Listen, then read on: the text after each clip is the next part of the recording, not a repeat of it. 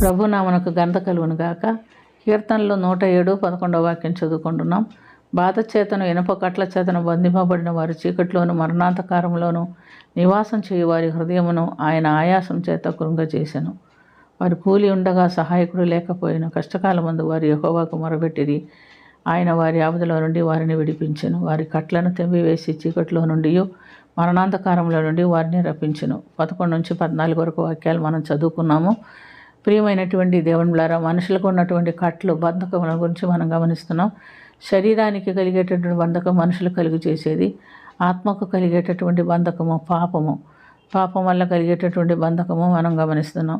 ఉదాహరణకి మనం గమనించినప్పుడు శరీరానికి కలిగిన బంధకము ఇశ్రాయేలు జనాంగమును మరి ఐగుప్తు దాసత్వంలో బానిసత్వంలో వాళ్ళు బంధించి ఉంచారు. 400 సంవత్సరాలు వాళ్ళు వారికి పరిచర్య చేశారు, బానిసత్వంలో ఉండి పనిచేశారు. తర్వాత దేవుడు తన నాయకుడైనటువంటి మోషేను పంపించి వారిని ఆ బంధకంలో నుంచి విడిపించి వాగ్దత్త ప్రదేశమునకు నడిపిస్తున్నట్లుగా మనం గమనిస్తున్నాం. అయితే పాపం అనే బంధకము, ఆత్మకు కలిగిన బంధకము నుంచి మనుషులు విడిపించుటకు యేసు ప్రభు ఈ లోకమునకు వచ్చాడు. ఉదాహరణకు మనం చూస్తే సేన దయ్యం పట్టిన వాడిని మనం చూస్తున్నాం. వాడు 2000 దయ్యములతో బంధించబడిన వాడై మరి అనేకమైనటువంటి హింసలు పొందుతూ ఎవరినూ వాడిని సాధుపరచలేని స్థితిలో సమాధుల్లోనూ మరి భయంకర కొండల్లోనూ రాళ్లతో తను తాను గాయపరచుకొనుచు ఎంతగానో హింసలు పొందుతూ ఆ యొక్క సమాధిలో ఉంటున్నట్టుగా మనం చూస్తున్నాం. అయితే వాడిని ఎవరు సాధుపరచలేకపోయేది అని చూస్తున్నాం. వాడిని ఎవరు విడిపించలేకపోయారు, సాధుపరచలేకపోయారు.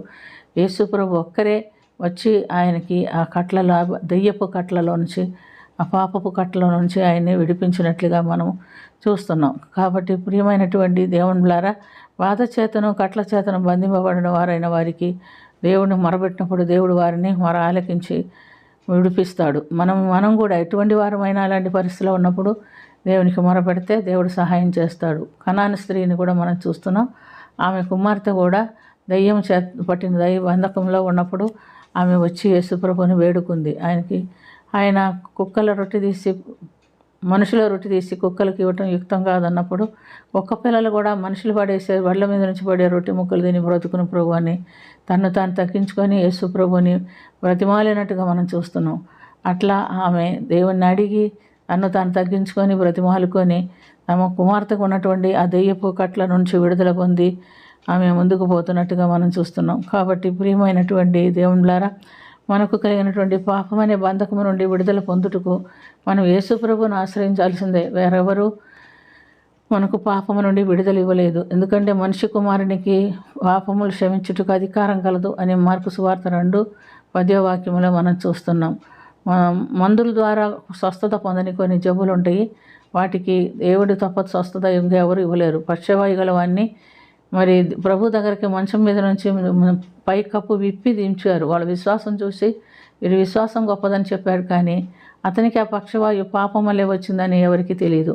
అందుకనే అతన్ని చూచి యేసు ప్రభు అన్నాడు, నీ పాపములు క్షమింపబడి ఉన్నది అని చెప్పినప్పుడు వాడు ఆ విషయంలో అభ్యంతరపడుతున్నట్లుగా మనం చూస్తున్నాం. కానీ ఆ వ్యక్తికి ఎందుకు వచ్చింది పక్షవాయువు, ఎందుకు అలా ఉంటున్నాడని ఎవరు ఆలోచన చేయలేదు. కానీ అతనికి ఏదో ఒక విధంగా ప్రభు దగ్గరికి వస్తే సహాయం దొరుకుతుందని మాత్రం వారికి తెలుసు. అందుకని తీసుకొచ్చారు. అయితే అతను చూడగానే ప్రభుకు తెలుసు తన పాపం వల్ల వచ్చినటువంటి జబ్బని. అందుకని ఆయన ఏమన్నాడు, నీ పాపములు క్షమించబడి ఉన్నది, నీ పరిపెత్తుకొని వెళ్ళిపోమన్నప్పుడు అతడు వెంటనే లేచి తన పరిపెత్తుకొని వెళ్ళిపోయినట్లుగా మనం చూస్తున్నాం. కాబట్టి ప్రియమైనటువంటి దేవునిలారా, ఏ విధమైన కట్లైనా మనము కలిగి ఉన్నప్పుడు, బంధకాలు మనం కలిగి ఉన్నప్పుడు దానిలో నుంచి మనకు విడుదల కావాలంటే యేసు ప్రభు తప్ప మనం ఎవరిని విడిపించేవారు లేరు. అందుకనే మనము ఎలాంటి బంధకంలో ఉన్నప్పటికీ కష్టకాలం అంతా ఏం చేయాలి, ఇప్పుడు వాక్యం ఎరిగినటువంటి మనం దేవునికి మొరబెట్టాలి. దేవునికి మొరబెడితే దేవుడు ఆ బంధకంలో నుంచి, ఇనుపకట్ల నుంచి మనల్ని తప్పించి మనల్ని స్వతంత్రులుగా చేసి తన రాజ్యమునకు మనల్ని వారసులుగా చేస్తారు అనేటటువంటి విషయం మనం ఎప్పటికీ కూడా మర్చిపోకూడదు. అది ఎలాంటి పరిస్థితి అయినా, శరీర సంబంధమైన రోగమైన, ఆత్మ సంబంధమైన బలహీనతలైనా, మనకున్న దిగులు దుఃఖములు, ఎలాంటి పరిస్థితులు కృంగుబాటైనా దేనిలో నుంచైనా మనల్ని విడిపించడానికి మన ప్రభు శక్తిమంతుడు అని మనం గుర్తుంచుకోవాలి. ఆయన ఎద్దకే మనం రావాలి, ఆయన్నే ఆశ్రయించాలి, ఆయనే మనకు విడుదల ఇవ్వాలి. ఇలాంటి ధన్యకరమైన జీవితం మనకు కలిగి ఉంటున్నట్లుగా ప్రార్థన చేసుకుందాం. ప్రేమ కలిగిన తండ్రి, కృప కలిగిన ప్రభువా, ఎలాంటి బంధకంలో ప్రియబిడ్డలు ఉన్నప్పటికీ అందరినీ విడిపించినట్టుగా మేము పరిశుద్ధ గ్రంథంలో చూస్తున్నాం. మాకు కూడా విడుదల ఇచ్చే శక్తి నీకు ఉన్నదని మేము నమ్ముచున్నాం ప్రభువా. మాకున్న ప్రతి విధమైన బంధకములు, కుటుంబ భారమైన, అది లోకపాప భారమైన, ఎటువంటి భారమైన దానిలోంచి మనల్ని విడిపించుటకు మీరు శక్తిమంతుడని మేము నమ్ముచున్నాం. నేను గణపరుస్తున్నాం, స్తుతిస్తున్నాం, మొరపెడుతున్నాం. మాకందరికీ విడుదలిచ్చి దీవించి నడిపించమని యేసుక్రీస్తు పుణ్యనామమున అది మిక్కిలి వినయంతో అడిగి వేడుకొనుచున్నాము తండ్రి. ఆమేన్.